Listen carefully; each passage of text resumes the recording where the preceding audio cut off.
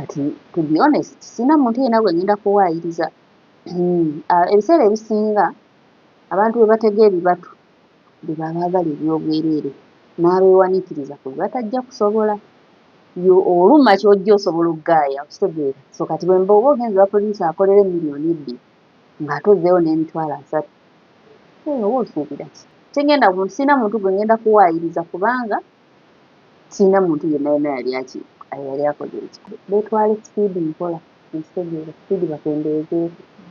Kubanga kati nze nandiyimbye mu 20s naye saayimba because I didn't want to be taken advantage of. Nali mpulira sisobola. Right now wendi nsobola okusasula producer, nsobola okusasula video at my small pace.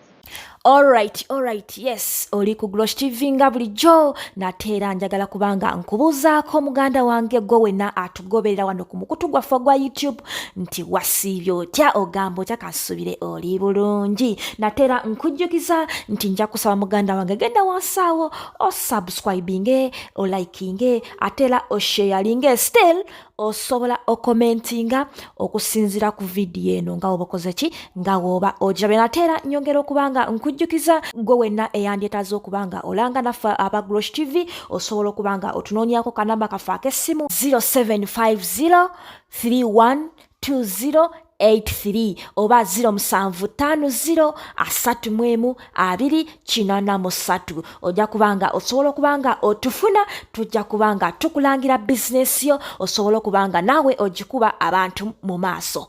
Yenze gwe walutako oyo mu birooto omuwala gwe walaba kuumyo, omuwala alina sitayiro alina figa ate nga alina simayiro. Yenze Jojo Carlson omuyimbi, kayimba akatambula Yenze. Era kayimba ako kali inspired by twagala kuzzaamu bantu confidence abakyala lately. Abakyala baluzinga nnyo confidence, domestic violence and everything. Weebogerako ku makya n'okola ki? Ne weewulira nti yeggwe alina smile alina figure kitegeera kikuba kiba kikuzzaamu amaanyi. So it's a good motivation. Yeah.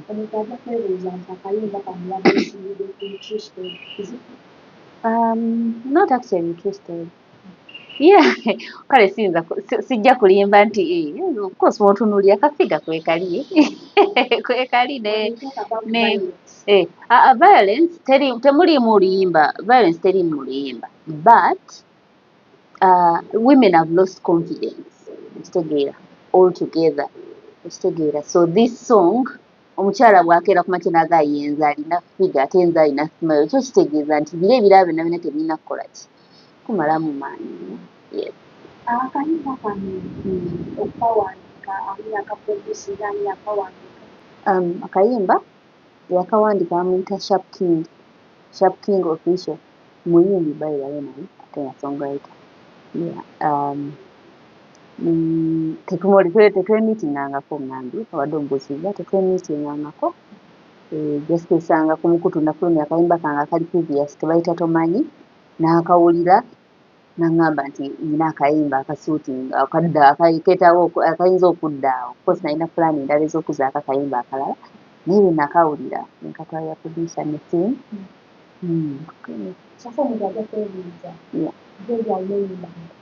Ennyimba ezafuluma ziri nnya naye bwe mbala ennyimba ze naakakola nnyingi.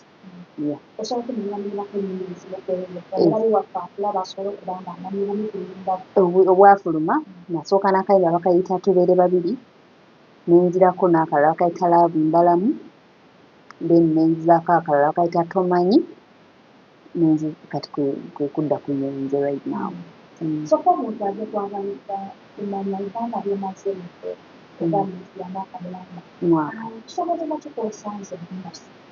okusoomozebwa kuteekamu ssente nga tomanyi ogenda kikigusa otya otegeera. Kuba bw'otunuulira music ewange nkola ne baproducer ab'amannya, nkola ne ba video directors nabo nga bakola waako omulungi.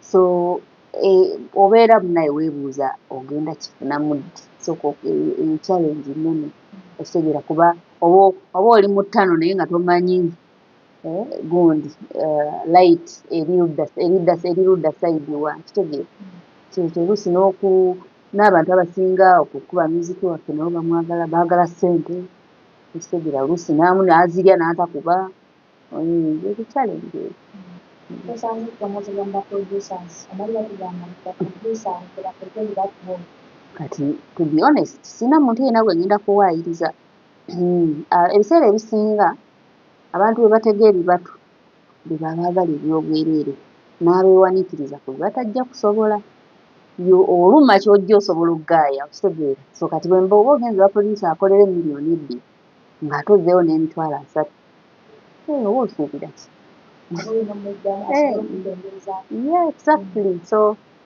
sina muntu gwe ngenda kuwaayiriza kubanga sina muntu yenna yali akoze eki kuba kati bw'oyinza okuba balindiranne abakozesa ekintu ekyo ng'abantu kubanga basawo bakozesa ekintu ekyo beetwala speed nkola ekitegeera speed bakendeezeeko kuba kakati nze nandimbye mu 20s naye saayimba because I didn't want to be taken advantage of nali mpulira sisobola right now wendi nsobola okusasula producer nsobola okusasula video at my small pace wajja kwebuuza akasente kajja akasente nkajja nkola ndi mukyala mukozi oba tuli ku stage baba tuli mu music actually bikola sigenda nko kustage kuyimba nyimba zange ya stage nyimba zitambula thank you enyimba zitambula naye sigenda nko kustage because that's my decision njagala ngere ku stage nga mpulira ndi worth it ekitegeera nga kiri worth it ogendayo yes omuntu ajja kwebuuza oba tolini totumiza music okola bintu ki ebirala byokolakola tulisobola okubanga tuyingiza akasente ng'omukyala byenkolakolako nkola ebintu bingi forex exchange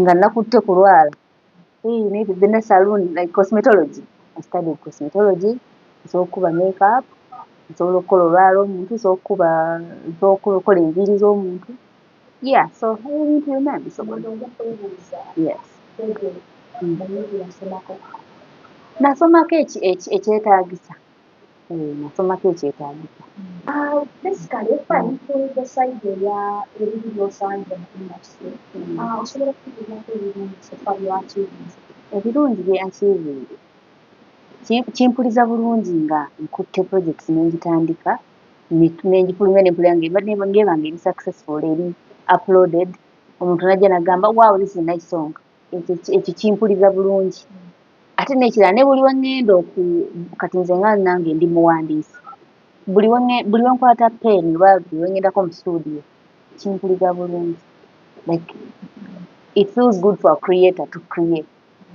yes sofa byebyo ebirungi olina birungi oba nti nefuniremu kati I've not earned fenna abakola music kubanga ofuna kati okay right now maybe you can earn from YouTube but naye kati bwobanga music tanatambula nnyo of course YouTube batesasula nnyo bantu bakupangisa kubanga okakomera ku mikolo gyabwe nyina abantuukirira naye tebannaba kutuukagana na mutindo gwa kiki kyenjagala kitegeera oli ayagala opafominge nokolera 3 nokolera kibasaagala kukola ki njagala nnyo kyentaddemu nkiwa obudde kituuka ekiseera nga kivaayo nga ne value yakyo nkiraba sofa omuntu ajja kwebuuza kubanga byemaze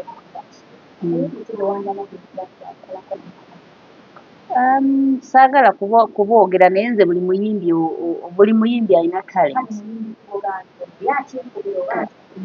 omuyimbi akinkubira mu bakyala gwe neegomba Juliana always omukyala oyo mwegomba then n'abalala nabo nyina byembeegombako abalala bahadwaka abalina talent abaana bali talented bangi Tracy Melon tegeera abaana bangi nnyo abali inspirational yeah so when it comes to working with someone I don't mind working with anyone as long as they are talented Tinekira. Of course, I've also worked with other people. A lot of collaborations eziri mu pipeline. Tana music, tana fuluma, because I don't think that it's the right time now for kuta collaboration. Waliwo chance oba singa wabaawo chance okubanga musinga It would be a blessing, a very big blessing.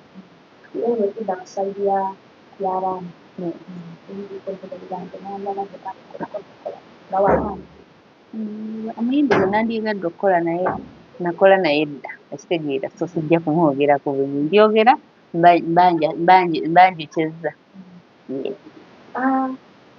oyogedde nti oli mukala mukomo naye mabega eno nayeko abantu sapootinga. Yes, baganda bange. Baganda bange ndowooza bw'oba otunula mu TikTok challenges olaba Taliviani ali so much into, ali passionate okumpushinga. Muto wange. Yeah. Then ne poster zange ndowooza oba oziraba ziriko your talent management. Oyo omwami naye muganda wange. So kati ne wabaawo ne sister wange naye agira n'ateekamu consent. Yeah, so far tuli awo bwe tutyo tukikwasaganyanga family.